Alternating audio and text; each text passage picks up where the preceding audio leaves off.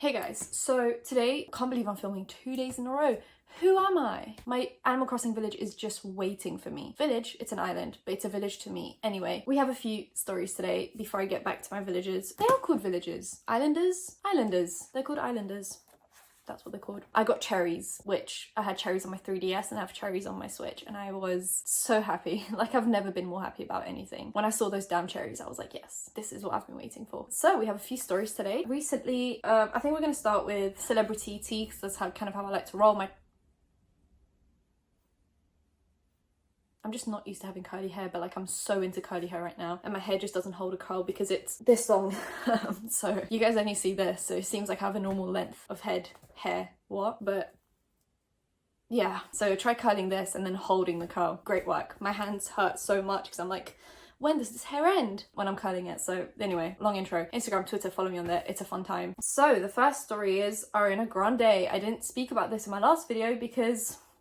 So on the internet, there has been a meme since the end of Victorious. There's been this meme of like everyone was talented on Victorious except for Victoria Justice, and the main character was Tori, right? So Victorious, like she was the main character. This whole storyline was supposed to be about her, and yet somehow she was the most bland character there was. Like, tell me I'm wrong, correct me. She was bland. It's not that Victoria Justice couldn't sing, but when you put her, right, Tori, her character Tori, alongside Andre, Jade, and Kat, we have a problem, because all three of those actors and actresses behind those characters are Broadway trained. They are trained to be on stage, dancing and singing at the same time. They have all performed on Broadway, and you're telling me that you're gonna put them alongside Tori and somehow make Tori the main character, right? And there's also some tea where, like, if they had songs together, so for example, if Andre and Tori had a song, somehow Tori's mic was very loud and Andre's mic would be very, very quiet. They would do this to like downplay their singing abilities and try to upgrade her singing abilities and make her like the focal star, which I understand. Victorious Tori, she was the main character, yes, I get it, but they should have had more songs on their own. Like, you know, the one time Ariana Grande, well, Kat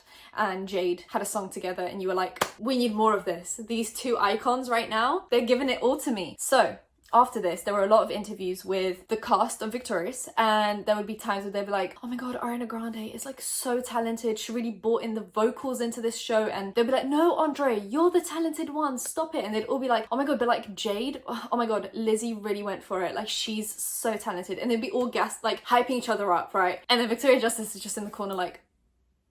And there was times when, like, I think it was Andre, well, the actor behind Andre was like, oh my god, Ariana Grande is like so talented, she's such a good singer. And then Victoria Justice goes, I think we're all talented. And then it was just like a big meme, and I think people just took it too far. And recently Ariana Grande posted an Instagram picture and someone in the comment section was like, I think we're all talented, like to make fun of Victoria Justice. And Ariana Grande told her to shut up. That was the tea. And then I think Victoria Justice actually came out and said that she doesn't mind being a meme, that she actually enjoys being a meme. And I guess not to be disrespectful or mean, but like being a meme is all that she kind of got from being on Victorious, because realistically all the rest of them were Broadway trained, so if they want they can just go back to being on musicals.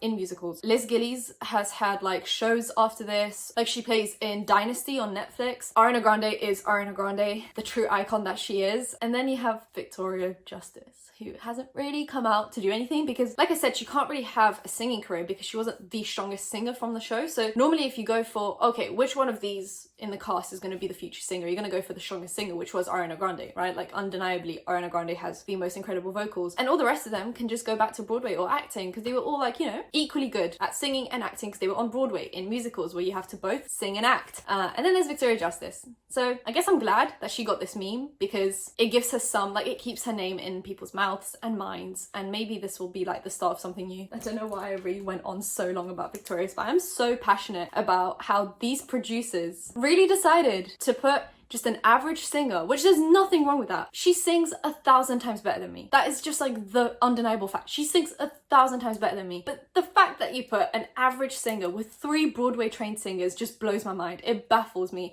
And the fact that you made that average singer the focal point of the show while also making her character unbelievably bland. Someone was out there to sabotage her, and I just want to know who. Next piece of tea is Nikkie Tutorials. So Nikkie Tutorials, as you guys know, recently shared a video where she came out that she is transgender. She was male to female, and now she's Nikkie Tutorials. Like, that's what we know her as. And I know a lot of people really gave shit for it because they were like, we feel betrayed.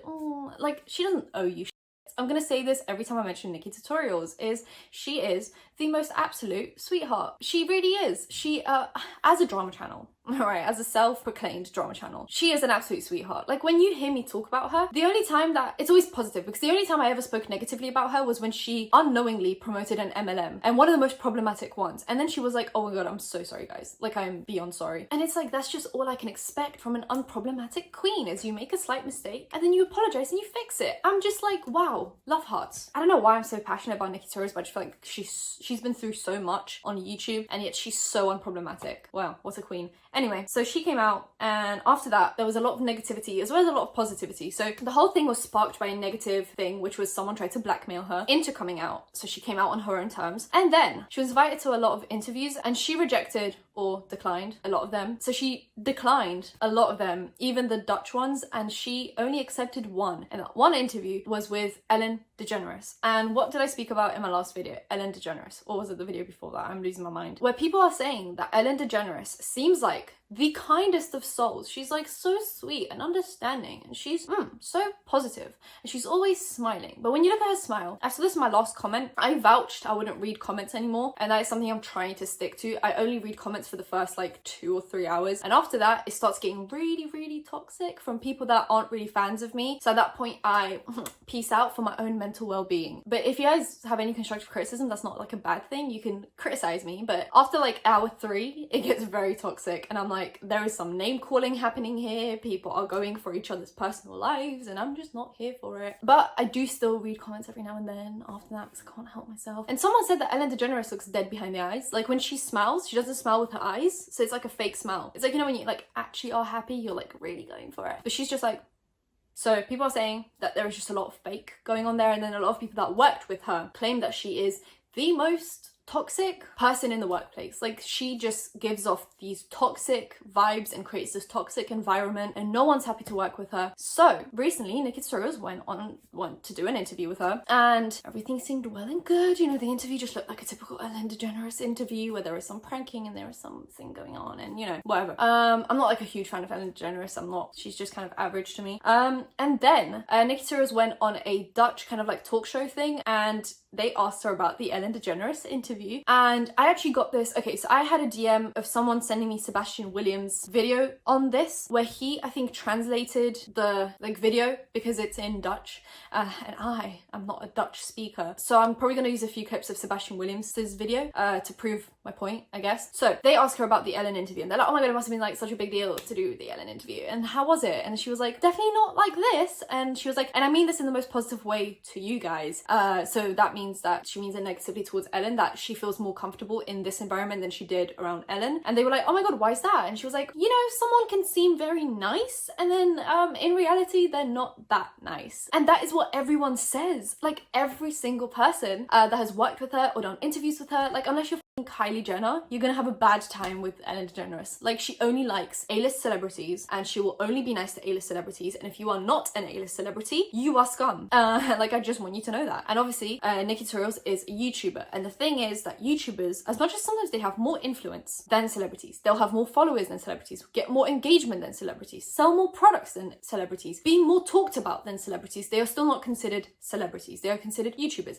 And that has like that, there's a tone behind that. Like, when people say, oh, you're just a YouTuber, that's not like a positive thing. It's not like, oh, they're a celebrity. Like, there is a different vibe there. And I think in Ellen's eyes, Nikkie is just a YouTuber. She's not a celebrity. And maybe she let that show a little when she met Nikkie. Like, she wasn't like, oh my god, hi, it's so lovely to meet you, I can't wait to do this interview with you. I bet behind the scenes it was very just, and then she switches it on when the cameras come on. I don't know. I feel like that's kind of the vibe I get from this whole situation. And recently, there's been a lot of like tea between Nikkie Tutorials and celebrities. I'm like, what's happening?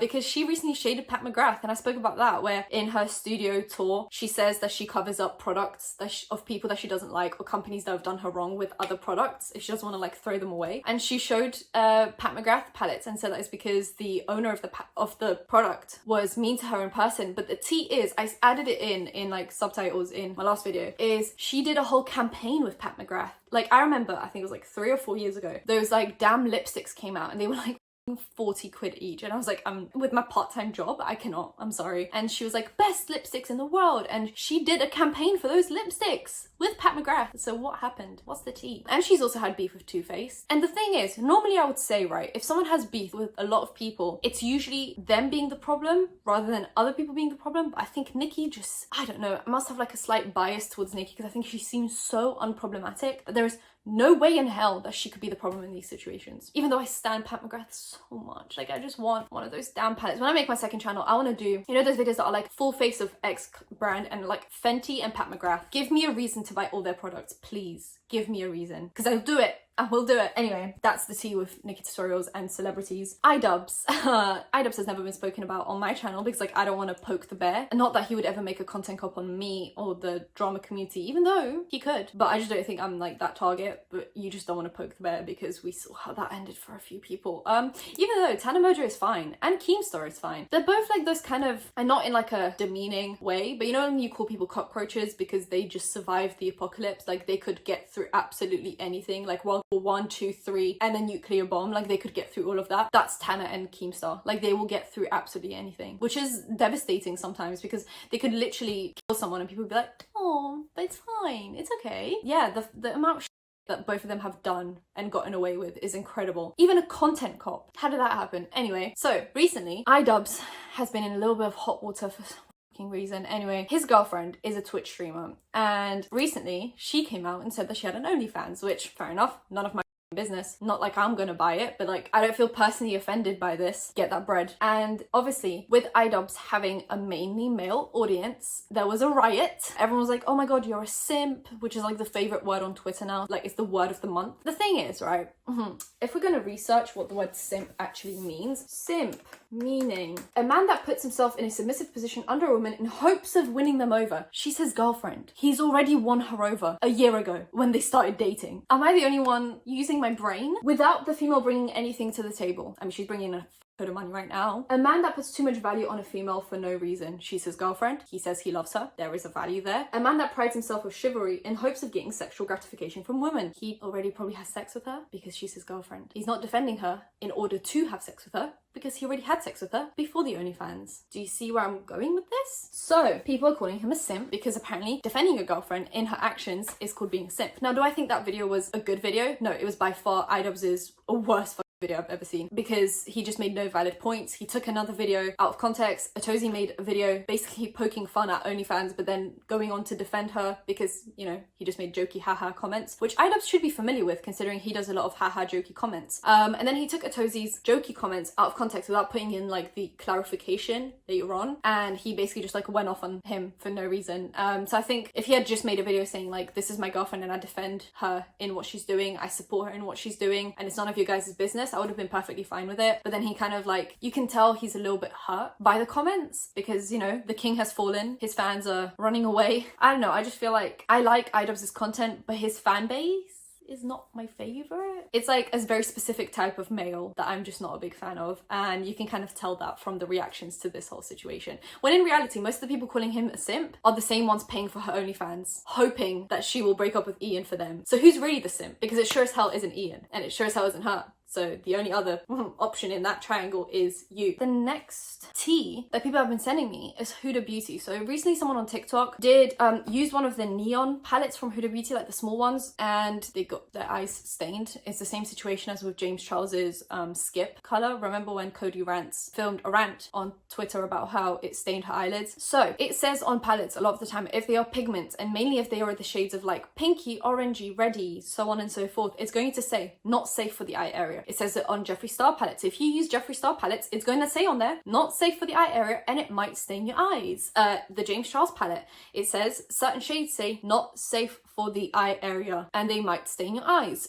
With Huda, the problem wasn't that it stains the eyes and it's not safe for the eye area, because that is most eyeshadow palettes will have at least one shade like that. But it's that you had to peel back one of like the labels in order to see that it was not safe for the eye area. However, I've had that before where labels are like folded up because they couldn't fit everything on one side. However, I do think not safe for the eye area is important enough information to be on the first front label. So I think it's a little shady, but I don't know why she did that because most palettes in the industry right now are technically technically not safe for the eye area. Anything with glitter in it is not safe for the eye area. So basically just throw out all of Colourpop. Anything that has like those red dyes in it is not safe for the eye area. So like this isn't a Huda problem. This is just in general an eyeshadow and FDA problem. The FDA is very outdated in the way that it approves things. So it will take years for the FDA to be like, oh, these red dyes, yeah, they're actually safe for the eye area. We were just too lazy to fix it. So they're probably fine. It's just that they can't get the FDA approval for it. Glitters, however, on the other hand, they will cut your cornea open. So please just be careful. For example, the Tati palette, the glitters at the top, they're technically not eye safe. So use them at your own discretion and like stuff like that. So Colourpop glitter is not safe for the eye area. So like,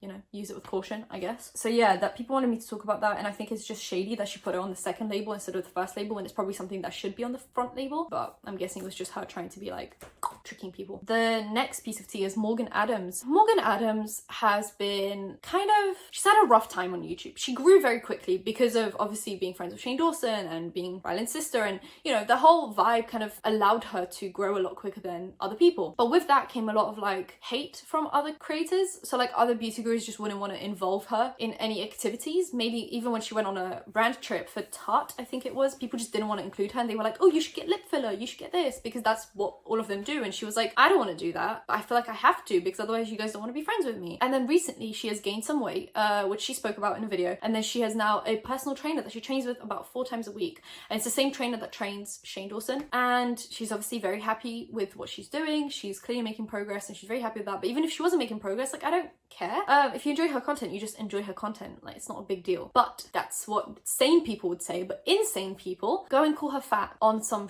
forum. I've heard of this forum for a while. I'm not gonna go on there unless it's for a video. It's called Guru Gossip or something along those lines. It's got like the initials GG. So when someone says GG on Twitter, they're talking about that forum, and it is the most toxic and like bored thing I've ever seen. Like, for you to go on there, make an account and make posts, you have to be the most bored person I have ever seen. I get that self-isolation is a big deal, like it's a big deal, everyone's bored, you guys want to go back to work and go back to hanging out with your friends, but you're never bored enough to go on that forum. But the thing is, they've been on that forum since before self-isolation, so you're telling me all of you guys have jobs and hobbies and friends, and yet you still choose to go on that forum and make posts about people? Yeah, they pride themselves on like being real and objective, and yet they just simply always go for people's looks. It's incredible. I've seen a lot of my like YouTubers that I know talk about how they've been chatted about on that forum, and it's never anything like, oh, I think their content could use a little bit of this, or like, I think, you know, I liked it when they made that kind of content. It's always, oh, they've gotten fat, haven't they? And it's the same with Morgan Adams. So there were a lot of posts on that forum which were like, oh, well, she looks obese. When she's standing next to Tana Mojo, she's like double her size. Like, it's so petty, pathetic, shady, disgusting. Like, how dare you? You sit at home watching someone be successful and rich and happy, and you're gonna sit there and think that you saying that she looks fat is gonna change any of that? Incredible, incredible. You know, pat yourself on the back, you.